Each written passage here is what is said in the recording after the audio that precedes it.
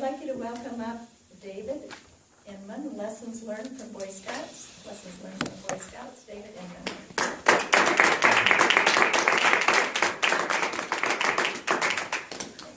Thank you. So last weekend, my wife's family came up to visit from Georgia, and they'd never been to Chicago. So we took Saturday, we spent all day in Chicago. We went and checked out the Willis Tower. If it wasn't a 2-hour line, we would have looked at the Sky Zone, but we didn't. We went and checked out Navy Pier, and we took our pictures in the reflective beam. It was a lot of fun. Turns out also last weekend, 3 people were murdered in Chicago. One of them was a man at 6:30 on Friday who was sitting on his porch, and then all of a sudden he heard gunshots, looked down, and he was shot. Went to the hospital, a couple hours later died. Later that night, a father and his teenage son were walking, and they came to an intersection. Some guy came up, shot both of them. The son is in the hospital, and the father's dead. On Saturday, when we were there was a party, and a fight broke out. A gun was pulled out. Someone was shot in the face. Several other people were shot as well. One of them died, the others are in the hospital, some of them in critical condition. The sad part is that this is actually on the low end for Chicago. Usually it's much worse. I bring this up in this speech because my personal feelings are that if those people who are committing those murders had been in something like Boy Scouts, maybe this could have been avoided. If they had learned some type of responsibility or respect for people around them. So to show you what Boy Scouts does, I decided to have a little bit of story time and tell you about my experiences with Boy Scouts because I loved it, I grew up in it, and I respect the organization. The first lesson I learned was responsibility and hard work and seeing your results that come from hard work. And that was because as a Boy Scout, you have campouts each year, and you need to have funds, of course, to go to these different scouting events. So we sold Boy Scout popcorn. A lot of you have probably had that. If you don't, you're probably heartless. Because to sell Boy Scout popcorn, they send 12, 13, 14-year-old boys door to door, and you ask them to buy popcorn to support your troop. And I was a cute 12-year-old, so people bought a lot of popcorn from me. Now, to add to this responsibility, several weeks after going door to door, you get this massive thing of popcorn that you have to go bring to all the people that purchased it. That's a lot of responsibility for someone that's only 12 or 13 years old. And it's a really good opportunity to learn how to work, to keep track of what's going on, and actually see the results of your work. The next lesson I learned, it was a little bit more trial by fire, and it was the lesson of being a law-abiding citizen. Because we went on a 100-mile bike ride over the Rocky Mountains. It was a 3-day trip, and we had somebody follow us in a van with supplies, with water and food. And twice a day, he would stop and reload our supplies. On the second day of biking, it was a really hot day. It was a very dry part of the Rocky Mountains, and he didn't show up at lunch.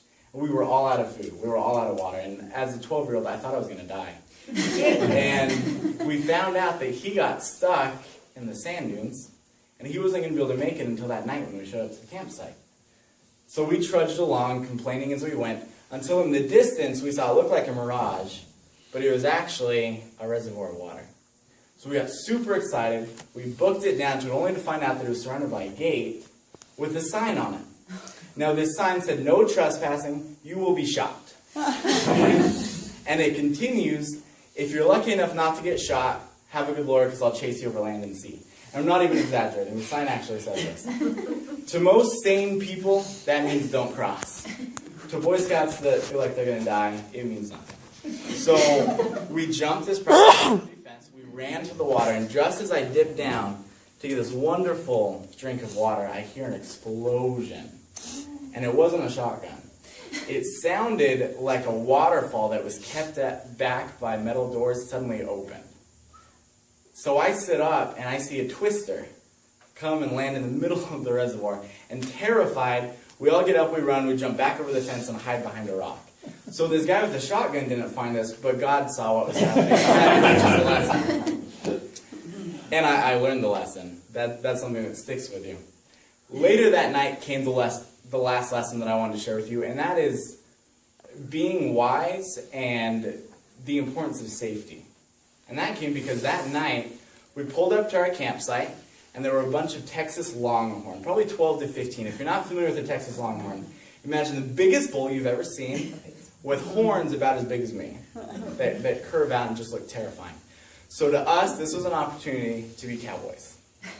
So we got on our bikes and we went out, yeah! And we were roping, although we didn't actually have a rope, but we gathered them up, we had a blast. When we got back to the campsite, the leaders told us that they're super aggressive and we're lucky we're not dead because they tend to spear people and that can kill you. That was scary. And then I went to bed. I woke up because I had to pee.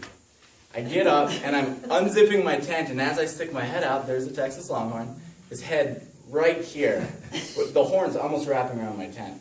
I no longer had to pee. I zipped it back up and I went to sleep. The next one that taught me the same lesson about trying to be wise and safety was several years later we went on a camp out. And I had a friend that's a self-proclaimed pyrotechnic. And he brought with him black powder, fertilizer, and titanium chips. Titanium chips adds cool color to explosions. So we got all of these, put it into an empty pop can, and threw it into a fire. And didn't tell anyone around the fire, which I still feel bad about. And then we backed up. We backed up quickly. And nothing happened. We sat there and waited, and all it did was sizzle. So I walked back up to the fire, and right as I'm about to step, massive explosion. Like I felt like there was a sonic boom. But it blew a hole in the middle of the fire, and all the fire was put out. Like it was a good-sized boom. Nobody was hurt miraculously. And if you think that was scary, imagine the conversation with my scout leader about why the fire blew up all of a sudden. From these lessons, all of these have stuck with me for the rest of my life. I could stand up here for hours telling you all the different stories from Boy Scouts and what I took from them. Just from these, we've learned hard work, we've learned record keeping, we've learned the importance of physical exercise, about working together as a team, about safety, wisdom. Any number of lessons can be pulled from what Boy Scouts pushes you to do. And I can't help but think, maybe that teenager's father would still be alive if those people had been involved in Boy Scouts earlier on. And I hope that you encourage others to seek out organizations like this. Thank you.